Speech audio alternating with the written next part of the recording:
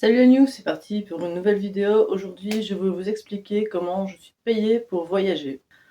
Bon, globalement, je suis pas payée à chaque fois que je voyage, mais ici, c'est quand même arrivé 4 fois où globalement, le voyage ne me coûte rien et même on me paye pour voyager. Donc, je vais vous décrire tout ça maintenant. En gros, j'ai pas un employeur qui est derrière à me donner des sous pour que je voyage. Malheureusement, même si je commence à avoir du galon, c'est pas encore le cas. Et bon, j'ai pas assez d'abonnés sur YouTube pour que ce soit le cas, donc on essaye quand même de trouver les bons plans, on essaye de connaître surtout la législation et de ne pas se laisser marcher sur les pieds. Pour commencer, à l'époque, j'avais trouvé des tickets d'Eurostar, c'était 35 €, donc c'était vraiment pas cher du tout. Et j'étais partie à Londres avec Jean-François une journée et Mathieu. Donc on s'en va, on prend l'Eurostar et le problème c'est qu'entre-temps, pendant la journée, même s'il fait magnifique du côté londonien, du côté parisien bruxellois, c'était la tempête de neige. Donc, ce qui fait qu'à un moment donné, on s'est retrouvé bloqué à Londres. Mais bon, on est quand même resté très patient et très cool avec ça. À l'époque, on n'avait pas les accès au lounge et compagnie comme on a maintenant, donc on s'est retrouvé complètement à terre dans la gare avec plein de gens qui étaient complètement bloqués. Puis, bien tard, il y a l'Eurostar qui arrivait, on a pu débarquer à Bruxelles, mais bon, il n'y avait plus du tout de train pour le retour, on n'avait pas de voiture à ce moment-là.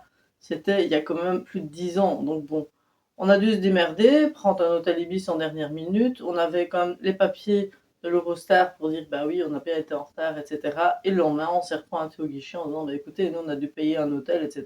C'était pas du tout prévu dans le budget, donc voilà, on a droit à une compensation. Effectivement, plus tard, on a été remboursé par ticket de 90 €. Sachant qu'on était trois, je vous laisse facilement faire le calcul, vu qu'à ce moment-là, j'étais technicienne de surface et j'ai cherché plus ou moins 60 € par jour. Et encore, si on décompte le carburant et tout, bon, je gagnais pas forcément des 1000 et des cents. De toute façon, c'est toujours pas le cas, c'est juste que je suis débrouillarde.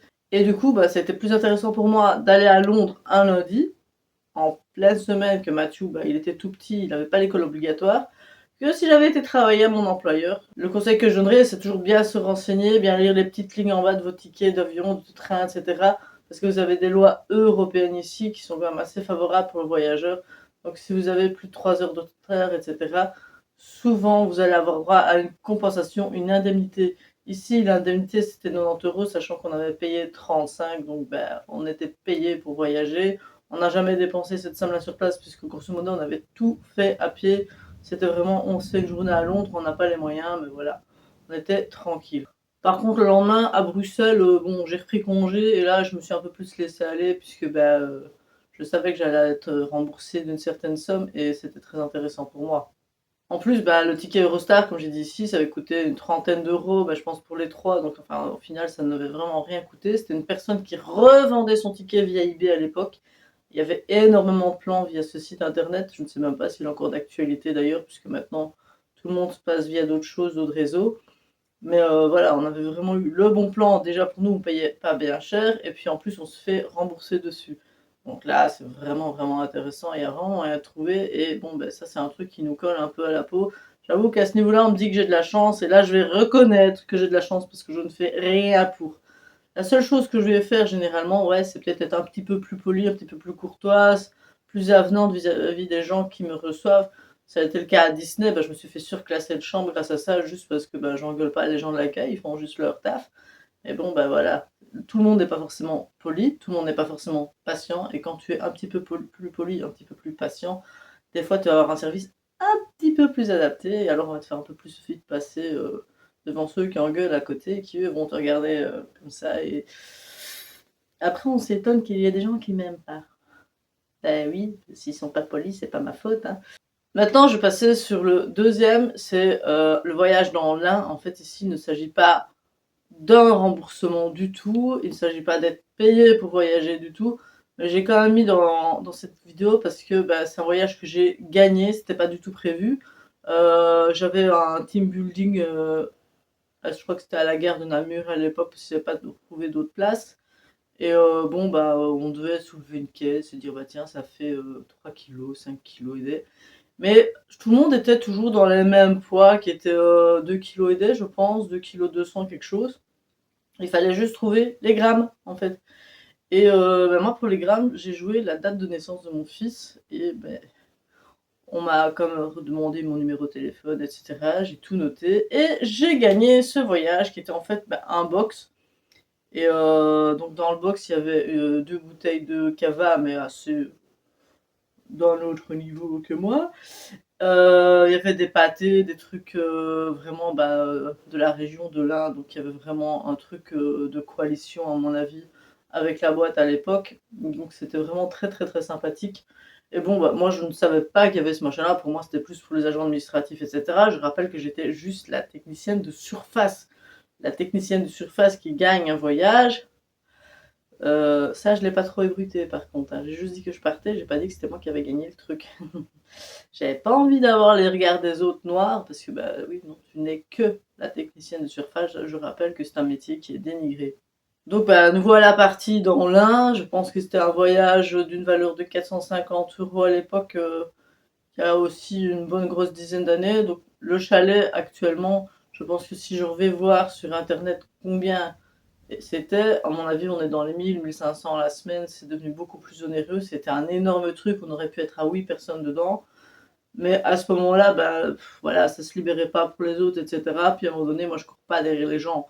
Donc, je suis partie avec mon meilleur ami, avec mon fils, avec une très vieille voiture que la maman de Titi a prêtée. On s'est demandé si la voiture n'allait pas tomber par terre, parce qu'on est quand même parti dans les montagnes avec. Et on a fait notre petit voyage gratuit, offert généreusement par Steph qui soulève une boîte et c'est tout. Donc ça c'était vraiment très très très chouette parce que c'était pas du tout prévu. Du coup on a découvert une région qu'on n'avait pas du tout calculé au programme. Le seul truc qu'on a fait vraiment qui coûtait un petit peu à l'époque, c'était un resto et des grottes pour Mathieu parce que mon fils bah, il aime bien ce genre d'endroit. Il aime bien tout ce qui est lié à des pierres, des cailloux, des pierres, c'est parti. Donc ici, je reviens un peu plus près. On part il y a un an à Édimbourg, à nouveau avec Jean-François, parce que moi j'avais fait Édimbourg avec Philippe l'année précédente, juste après ma rupture, sur justement 2 jours de récup, puisque mon employeur me dit bah écoute, là c'est pas possible, tu sais pas rouler, on n'a pas le camion pour toi, machin, on sait pas te faire travailler lundi et mardi. Donc voilà. Je dis ah bah mince, c'est embêtant, parce que moi j'étais très intéressée de travailler à ce moment-là, j'ai pas du tout prévu de voyage. Donc je check vite pour Amsterdam, et cetera. Puis bon, au final, j'ai fini à Édimbourg avec Philippe et hop, voilà, super. Et j'avais bien aimé, j'avais vraiment bien aimé la ville d'Édimbourg. J'ai dit, Jean-François, faut que tu viennes une fois avec moi un jour où tu as congé, puisque là, c'était pas le cas. Donc c'est Philippe qui est venu avec moi. Et quand je suis retournée avec Jean-François, ben là, on avait un peu plus des accès louches, etc. Donc voilà, ça c'est les bons plans, c'est toujours sympa à savoir. Et ce plan-là, on voudrait le refaire maintenant, on n'aurait plus, hein. Clairement, on est tombé vraiment pile entre les mailles du filet, comme d'habitude. On a l'art de passer chaque fois dans des trucs, c'est un petit peu improbable. Mais bon, bah, c'est que c'est fait comme ça, c'est que c'est pour nous, hein, tant mieux. Donc, bah, on voit déjà qu'il y a tempête, etc. en France. On se dit, ah, comment est-ce qu'on va rentrer? Est-ce que ça va aller et tout? Puis nous, on a, je pense, la voiture qui est garée sur Charleroi. Je ne sais plus si on l'a mis dans le parking payant ou si on l'a mis vraiment à perpète le maintien à des kilomètres sur un autre parking. Parce que moi, j'ai travaillé pas loin de l'aéroport à un moment donné, donc on se dit ouais non, bah, c'est un petit peu square quoi. Donc on s'inquiète quand même de savoir est-ce qu'on va devoir payer, etc. Soit. Et puis on se dit bah attends, si le vol il est annulé, bah, peut-être une compensation aussi. Puis bon, bah, de fil en aiguille, bah oui effectivement. La compensation a eu lieu de 250 € par ticket à nouveau. C'était déjà le cas bah, l'année passée, parce que c'est quelque chose d'assez récent. On se dit, waouh, c'est trop, trop cool. Et moi, je dis, bah ouais, bah, moi, j'aimerais bien faire un voyage seul. Du coup, bah, l'argent de ce voyage-là, qui a été remboursé de 250 € chacun, j'ai repris les 250 € et je suis partie pour moins de 200 € à Manchester, vraiment tout compris, hein. Honnêtement, vraiment tout, tout, tout compris. Je n'ai pas fait de dépenses spécifiques sur place, mais du coup, moi, en fait, ça m'a fait 2 voyages au lieu d'un et ça ne m'a pas spécialement coûté bien cher.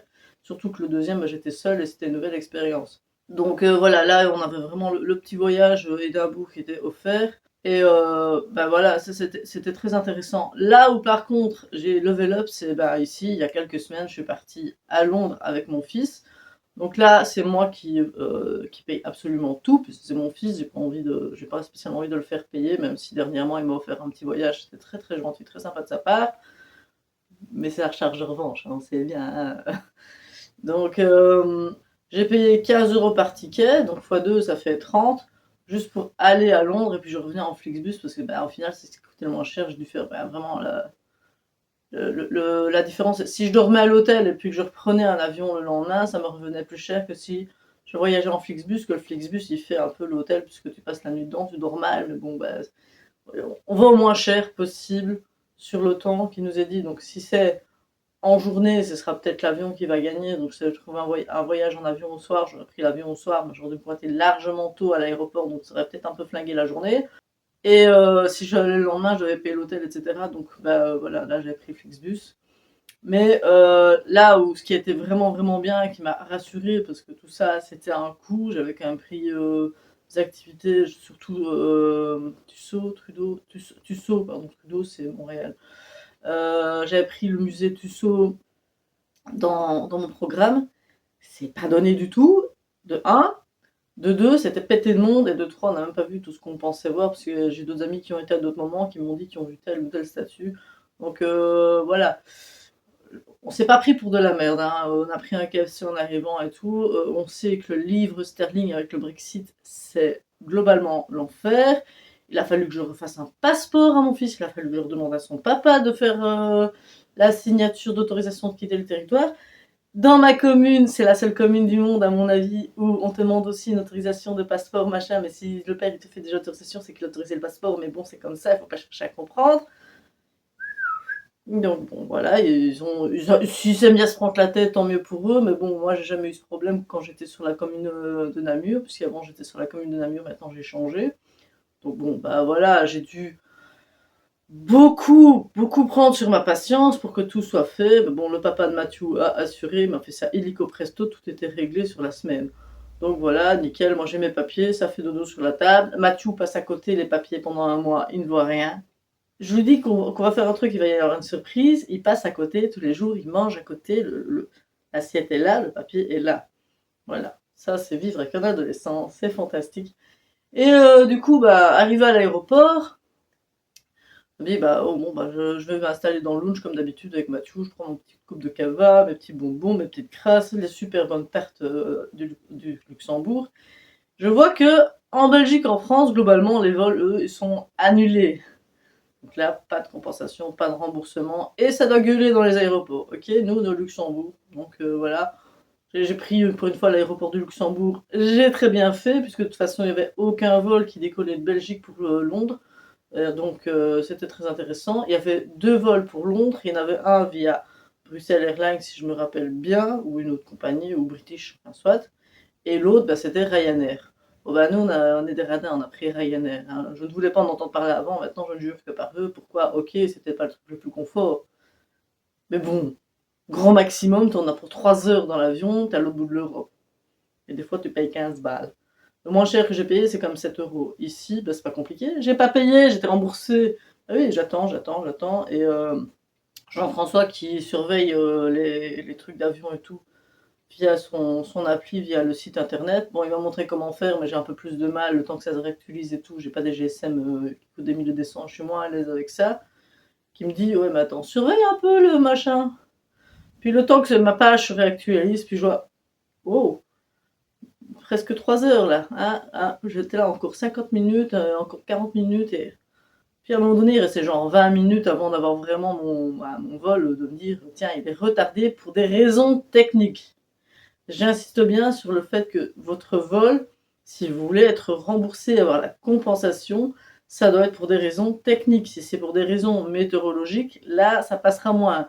On a encore eu de la chance à Édimbourg que c'était tempête, etc. Là, ils l'ont quand même laissé passer. Mais généralement, c'est vraiment pour raisons techniques. Donc là, en fait, c'est pas compliqué. Mon vrai avion, il est jamais venu. J'ai dû prendre un autre avion, donc le numéro de l'avion. En gros, au final, c'est moi j'ai mon vol, hein, et il a eu 4 heures de retard sur la base que j'avais. Donc moi, j'ai quand même traîné à l'aéroport pendant 6-7 heures avant d'avoir mon vol. La plupart des gens ne sont pas forcément au courant de cette loi européenne, et en plus, Ryanair, qu'est-ce qu'ils font? Je vous rappelle que si vous allez sur Ryanair, qu'est-ce que vous allez recevoir constamment? Des pubs, tout le temps. Ryanair vous envoie plein de mails, ils vous bombardent votre boîte mail, vous ne les ouvrez même plus. Donc qu'est-ce qui se passe? J'ai été bombardée aussi, bien sûr. Je reçois le mail de remboursement, évidemment là, hein, je rentre de Londres, c'est fait en 30 secondes. Mais les gens, eux, ils ont tellement eu l'habitude de voir, on veut vous louer une voiture, on veut, par quel train est-ce que vous prenez, les translates, machin et compagnie, si vous voulez passer par le lounge, si vous voulez passer par le coupe-fil, et patati et patata, vous avez plein de mails comme ça dans votre boîte. Donc qu'est-ce que vous faites machinalement? Vous les supprimez, vous ne les gardez pas. Donc à mon avis, les gens, qu'est-ce qu'ils font quand c'est Ryanair? Le mail de remboursement, ils le suppriment, ils ne sont pas au courant, comme quoi ils ont droit à une compensation de 250 € par ticket. Donc ici, moi j'étais avec Mathieu, ça me fait 500 €. Si je décompte le prix du ticket, j'ai fait 470 € de bénéfices sur ce voyage. Donc j'ai été payée pour voyager. Et globalement, bah voilà, en voyageant, j'ai gagné plus qu'en travaillant sur 2 jours. Encore, je suis partie 36 heures, quelque chose comme ça. Je peux vous assurer que je gagne jamais 470 balles en 36 heures, donc non. Donc c'était très très intéressant. Donc moi après, forcément, je me suis bidonnée. Une fois sur place, j'avais prévu à la base de faire un petit peu attention. Là, le budget, il a fait pouf. Mathieu, tu veux quelque chose? Vas-y, tu prends, je m'en fous. Bon, après, il y a des trucs, j'y vais, ouais, non.